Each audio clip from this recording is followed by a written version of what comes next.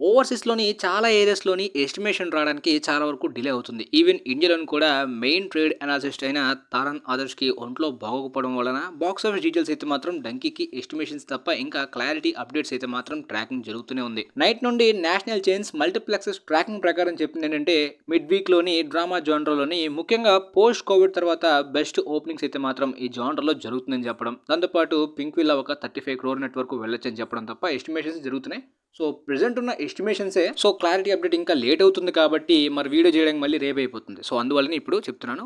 ఓవరాల్‌గా అయితే మాత్రం ఓవర్‌సీస్ నుండి 3 మిలియన్స్ దాటి 3.2 మిలియన్స్ వరకు కలెక్ట్ చేసిందని చెప్పి రిపోర్ట్స్ అయితే ప్రెజెంట్ ఉన్నాయి. కంప్లీట్ ఓవర్‌సీస్ ట్రాకింగ్ అయితే జరగలేదు గైస్. కొన్నిసార్లు ఇంతకు ముందు మన గతంలో కూడా డే 1 ప్రిడిక్షన్స్ ఎస్టిమేషన్స్ అయితే మన ఛానెల్‌లో చేశాను. తర్వాత వచ్చిన అప్డేట్స్ అనేవి రీచెక్ చేసుకుందాం. ప్రస్తుతానికి ఉన్న ఎస్టిమేషన్స్ ప్రకారం ఇండియాలోని 30 క్రోర్ నెట్ కలెక్ట్ చేస్తుందని ఎస్టిమేషన్స్ అయితే ట్రాకింగ్‌లోనే జరుగుతుంది. సోషల్ డ్రామా జానర్‌లో అయితే మాత్రం ఇది హైయెస్ట్ అని చెప్తున్నారు ఓపెనింగ్ ప్రకారం. దాంతోపాటు మిడ్ వీక్ రిలీజ్ ప్రకారం ఈవెన్ ఓవర్సీస్ లో కూడా మిడ్ వీక్ లో రిలీజ్ అవడం నాన్ హాలిడే కాబట్టి మరి అంత ticket rates and Jawan Pathaan range screens కూడా దొరకకపోవడం and mostly action commercial films కి ఉండేలాంటి ఓపెనింగ్స్ హెవీ ఫ్రంట్ లోడెడ్ అనేది డ్రామా జోనర్స్ కి ముఖ్యంగా హిరానీ ఫిల్మ్స్ కి అయితే మాత్రం ఓపెనింగ్స్ అనేవి ఫ్రంట్ లోడెడ్ కాదు. అలా అని లాంగ్ రన్ ఉంటుందని చెప్పి జవాన్ పఠాన్ని ఓవర్సీస్ లో బీట్ చేస్తుందంటే ఆస్ట్రేలియా లాంటి కొన్ని కంట్రీస్ లో మాత్రమే ఈ ఫిల్మ్ అయితే జవాన్ కన్నా ఎక్కువగా పర్ఫామ్ చేస్తుంది. బట్ లాంగ్ రన్ లోని మరి వరకు ఆ స్క్రీన్స్ జవాన్ రేంజ్ స్క్రీన్స్ కానీ జరగలేదు. ఆల్మోస్ట్ బడ్జెట్ ప్రకారం అయితే మీడియం బడ్జెట్ డ్రామాస్ ప్రకారం కన్సిడర్ చేసుకుంటే మొత్తంగా ఆల్వేడ్ గా ఇప్పటిదాకా ఉన్న ఎస్టిమేషన్స్ అయితే మాత్రం 58 నుండి 60 క్రోర్స్ దాటొచ్చు. మరి కొంతమంది 65 క్రోర్స్ కూడా వెళ్ళొచ్చు అంటున్నారు. సో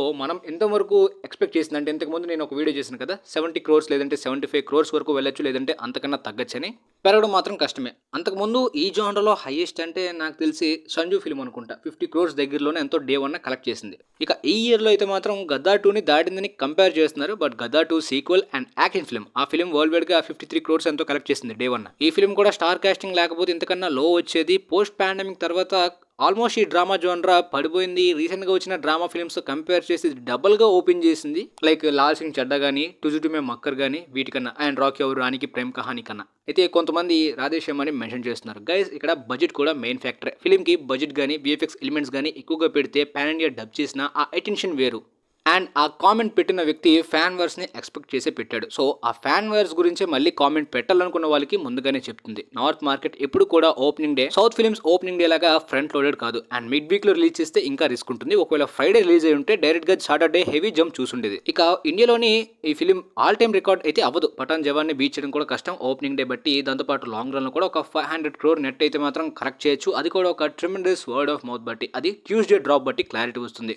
బ్రేక్ ఈవెన్ దాటి హ్యాట్రిక్ బ్లాక్ బస్టర్ అయ్యి వరల్డ్ వైడ్ గా 600 క్రోర్స్ ని కలెక్ట్ చేసే పొటెన్షియల్ ఉన్నప్పటికీ కంప్లీట్ గా ఓవర్సీస్ అండ్ ఇండియన్ మార్కెట్ యొక్క ఎంతవరకు హోల్డ్ చేయగలుగుతుంది అనేది మనకి మొత్తం అంతా కూడా నెక్స్ట్ వీక్ డేస్ లో క్లారిటీగా తెలుస్తుంది. అప్పుడు క్లారిటీగా అర్థమైపోతుంది. ఆడియన్స్ ఎంతవరకు రిసీవ్ చేసుకుని ఎలాంటి వర్డ్ ఆఫ్ మౌత్ అనేది ఇండియన్ ఆడియన్స్ లో కూడా క్రియేట్ అయ్యిందో తెలుస్తుంది. ఓవరాల్ గా అయితే మాత్రం ప్రస్తుతానికి వచ్చిన ఎస్టిమేషన్స్ అనేవి ఒక 90% ట్రూ అవ్వచ్చు. 10% పెరగచ్చు తగ్గచ్చు ఏమైనా జరగచ్చు. మీకైతే అర్థమైంది అనుకుంటున్నాను.